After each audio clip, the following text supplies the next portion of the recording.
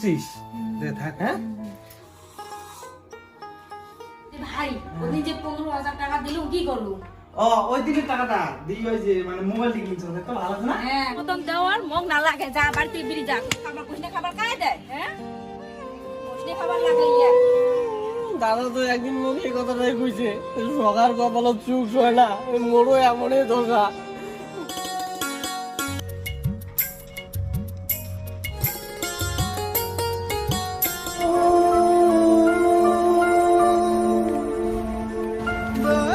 দাদা দাদা তোমার 10 টাকা দাও দাদা 4 দিন থেকে খাই না কাম গাছ নাই কাম করে খেতে পারো না হাত